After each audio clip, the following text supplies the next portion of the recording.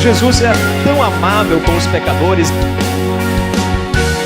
É o Deus que busca o rejeitado. E hoje eu posso entrar diante de Deus. É porque provamos o poder que nos salvou que vamos andar salvos.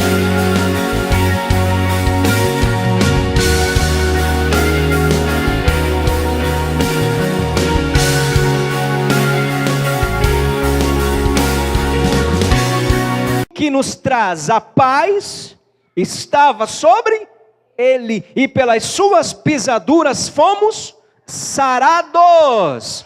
Dê um aplauso ao Senhor Jesus por isso.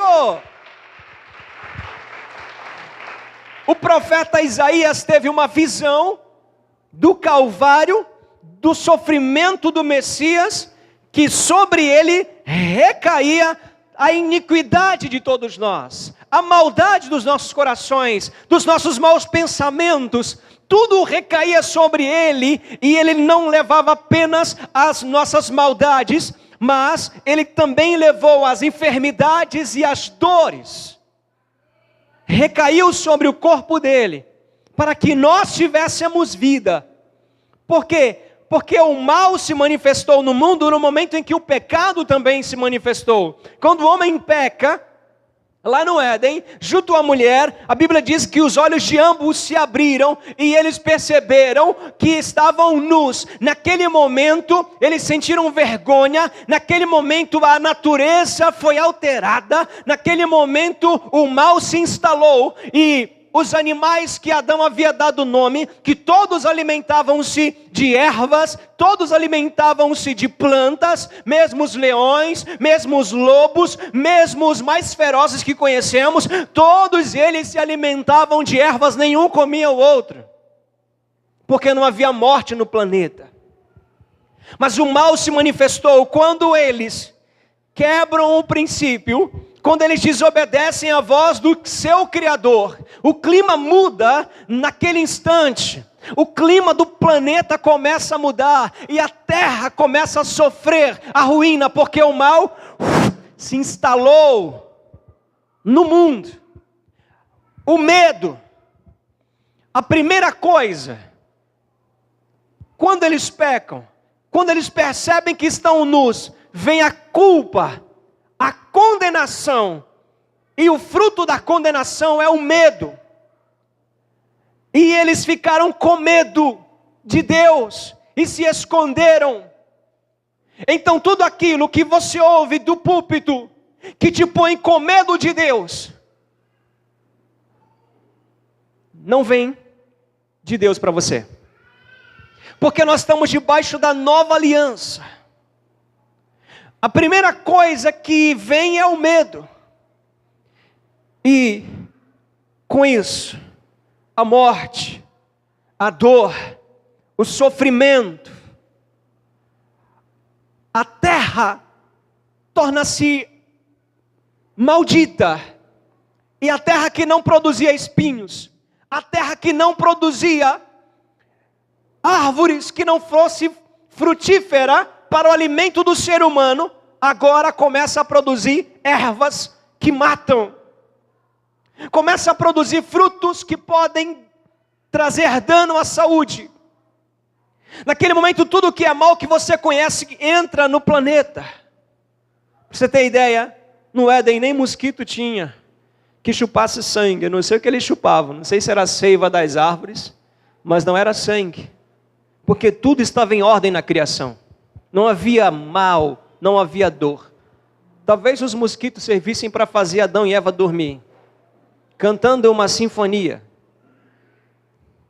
Hoje é chato você ouvir a muriçoca no pé da orelha. Você começa a se agoniar.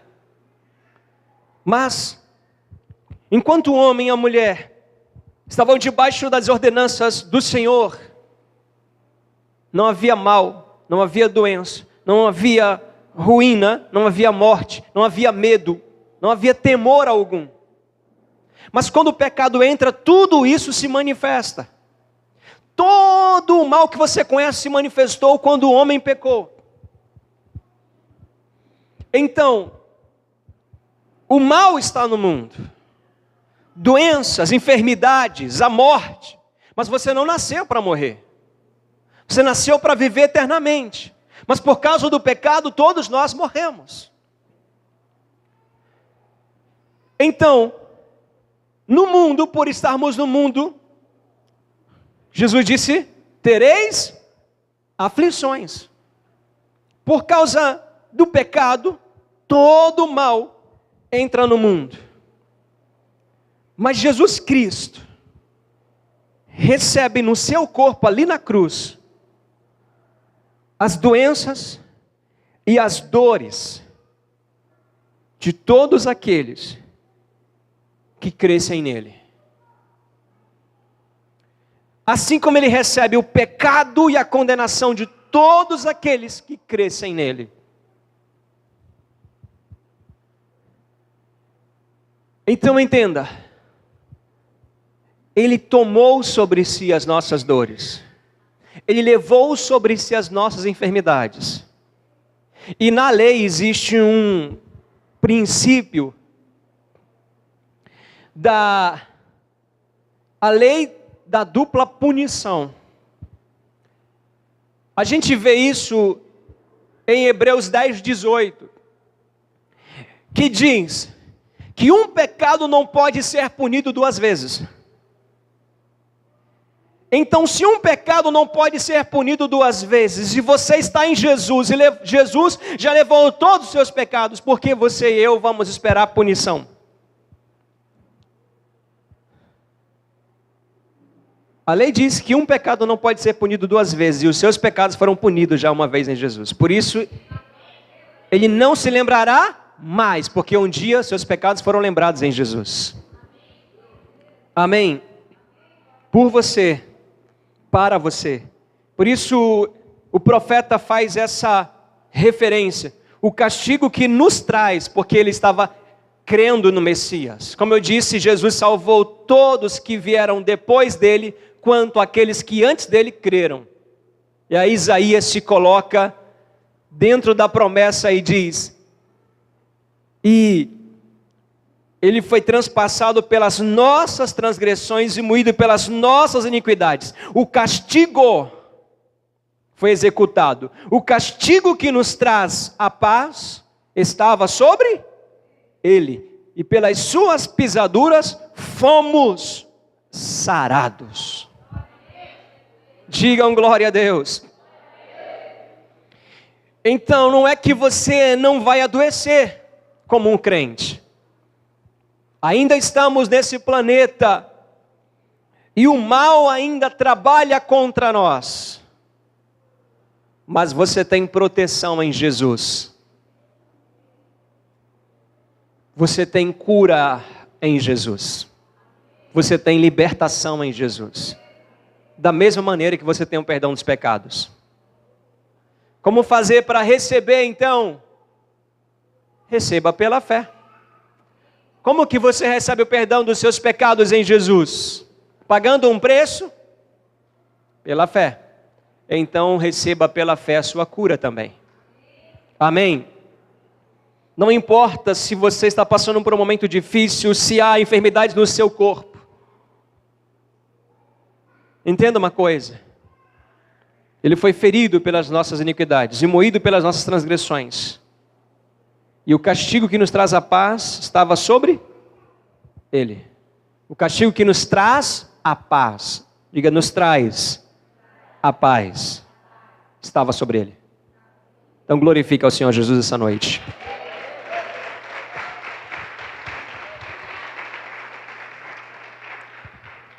Então qual é a grande conspiração?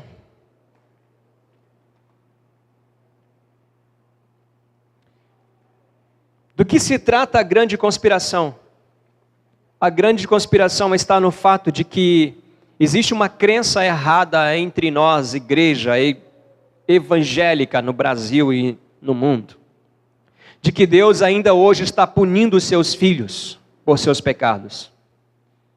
De que Deus está punindo os seus filhos quando eles erram, Deus ainda os pune. Há uma crença errada de que quando alguém está doente, se é diagnosticado com câncer, alguém vai pensar, vai dizer: meu irmão, com certeza tem algo de muito errado, viu? Porque a punição de Deus é grande. Já tem outros que dizem, não, eu estou com essa enfermidade porque Deus quer me ensinar uma lição muito forte. A minha gastrite, a minha sinusite, a minha úlcera,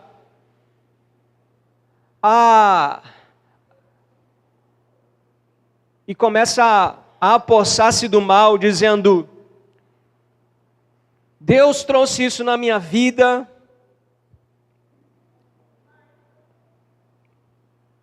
mas é porque Deus sabe. Deus sabe de quê? Se Deus sabe, você não sabe. Você não sabe que deveria receber cura. Você não sabe que isso não é de Deus. Doenças, irmãos, não vêm de Deus, vêm do diabo. Quem está entendendo essa noite? A dor de cabeça, a dor de dente que aparece em você não vem de Deus, vem do diabo. Deus não criou dor, Ele não cria esse tipo de coisa. Mas o pecado trouxe isso ao mundo. Então a gente ainda é acometido disso. Mas nunca diga que foi Deus que te deu essa doença para tratar você. Para te ensinar uma lição. Deus está fazendo isso que é para esse irmão vai se quebrantar, vai ficar humilde. Deus está quebrando o orgulho dele.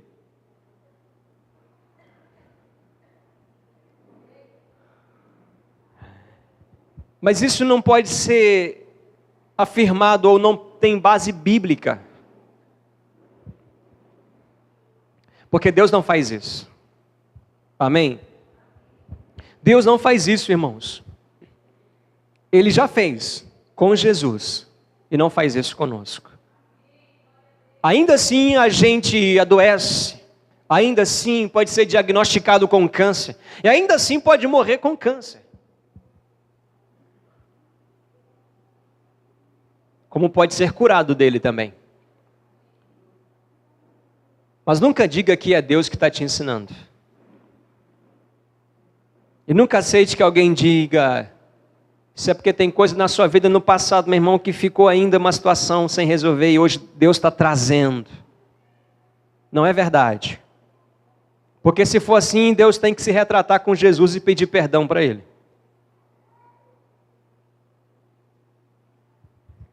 Então escute nessa noite.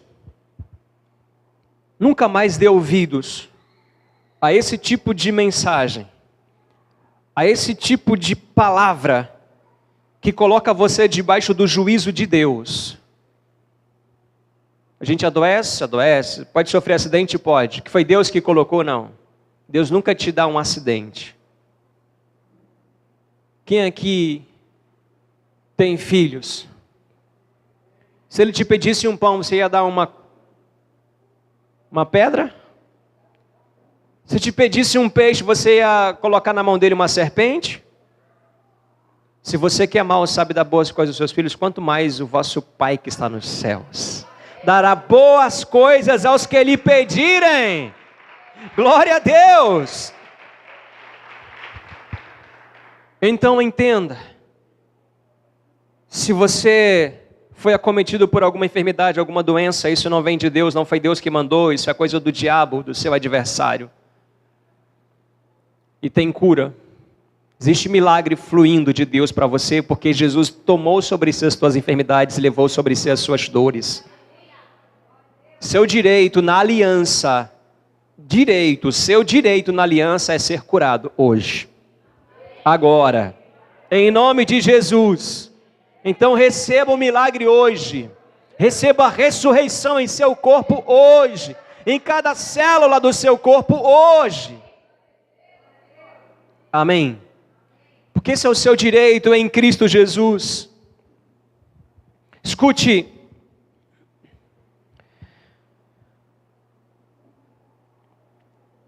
Deus não nos castiga com doenças, com acidentes, com enfermidades, com catástrofes, porque o castigo que nos traz a paz estava sobre Ele.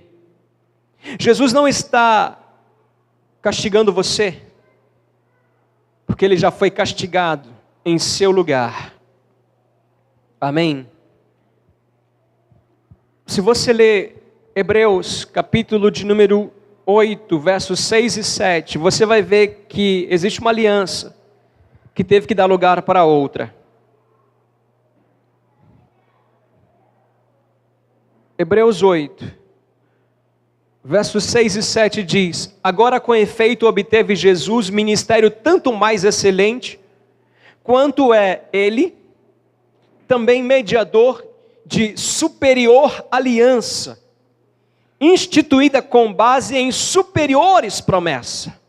Porque se aquela primeira aliança tivesse sido sem defeito, de maneira nenhuma estaria sendo buscado lugar para uma segunda. E aí entra aquele texto que ele diz: essa é a aliança que eu farei com ele depois daqueles dias, a segunda aliança. A primeira passou, Jesus cumpriu toda a lei e hoje você está livre em Jesus. Digam glória a Deus. Ele é a nossa justiça. O justo viverá da? O justo viverá da? Como é que o justo se mantém justo? Como é que o justo se mantém justo? Pela fé. Sabe qual é o maior adversário da fé? O sentimento. Quando você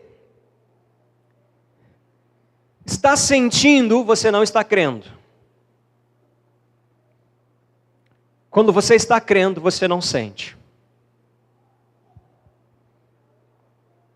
Glória a Deus. Então diga: eu creio, Senhor,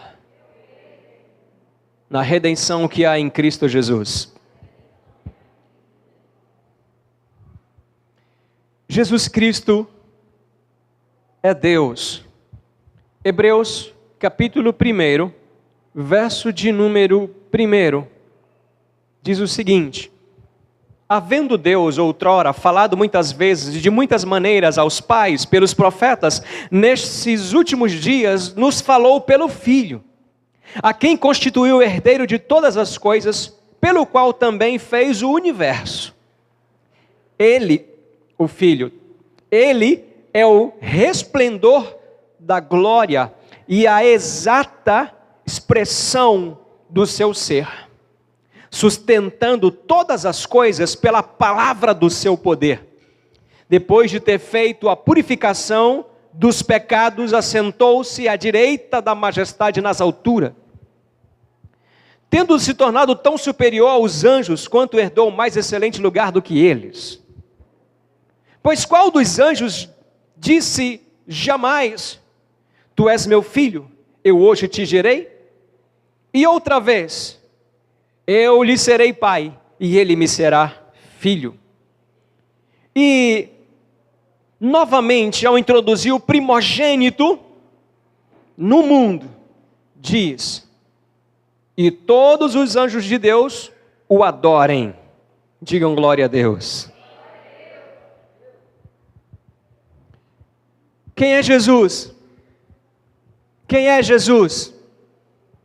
Quem é Jesus? Deus. Diga bem alto: Deus. Quem é Jesus? Deus. Jesus é Deus. Você quer conhecer o coração de Deus para você? Você quer conhecer a vontade de Deus para você? Você quer tirar todas as suas dúvidas sobre como Deus vê essa questão da enfermidade e da doença? Você quer saber? Quem quer saber? Como Ele trata essa questão? Entenda uma coisa nessa noite. E compreenda a excelência da graça de Deus. E nunca mais se permita ser roubado pelo diabo ou por alguns pregadores. Porque a Bíblia nos fala a respeito de uma cura de um leproso, lá em 1 Reis capítulo 5. Como aconteceu? Aconteceu no período da lei. Jesus disse que haviam muitos leprosos.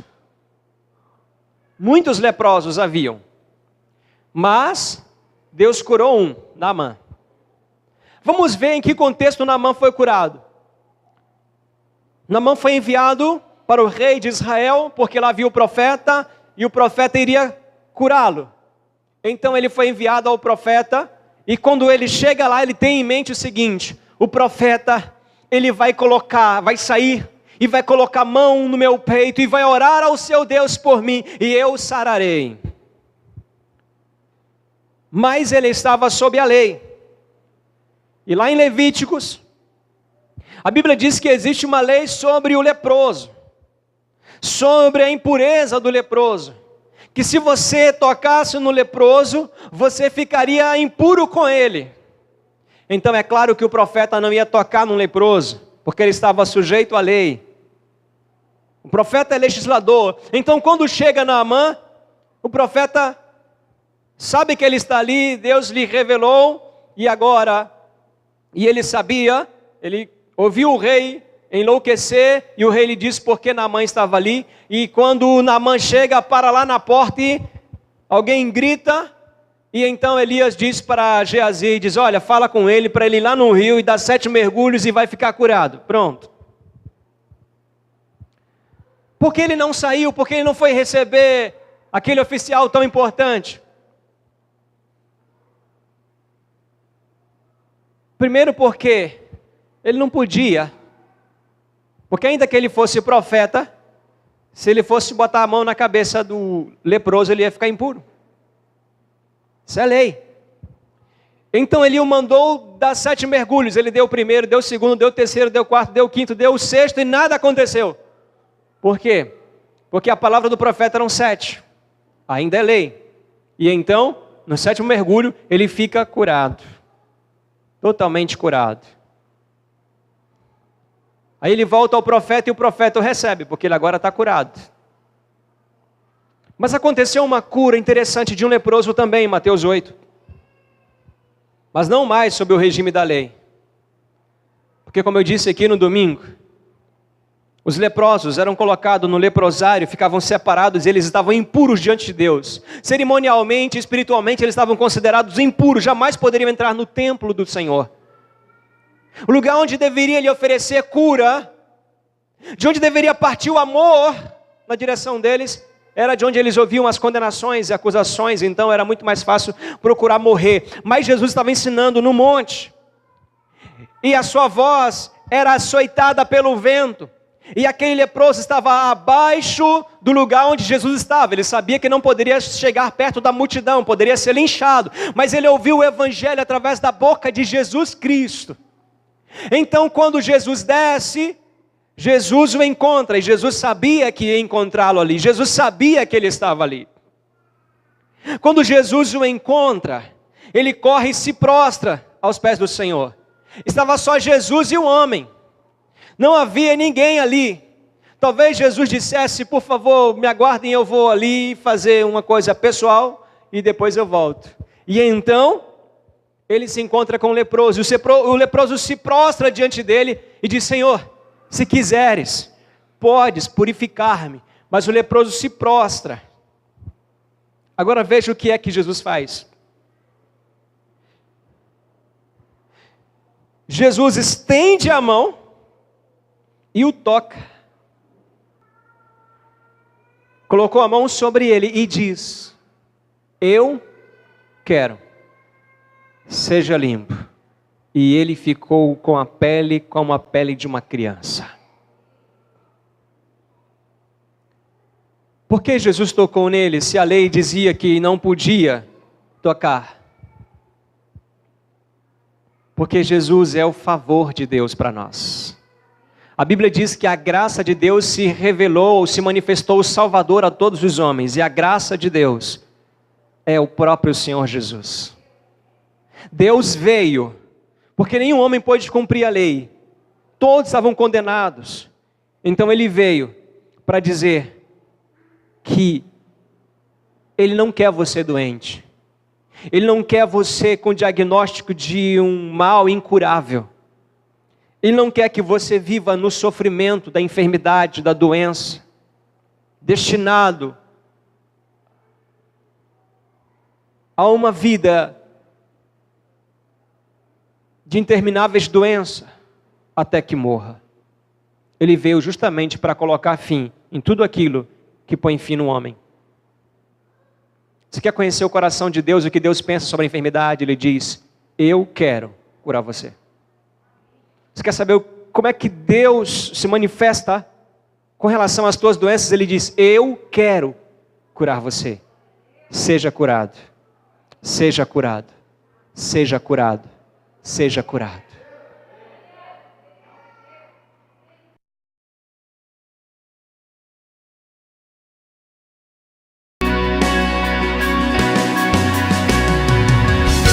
Jesus é tão amável com os pecadores. É o Deus que busca o rejeitado. E hoje eu posso entrar diante de Deus. É porque provamos o poder que nos salvou que vamos andar salvos.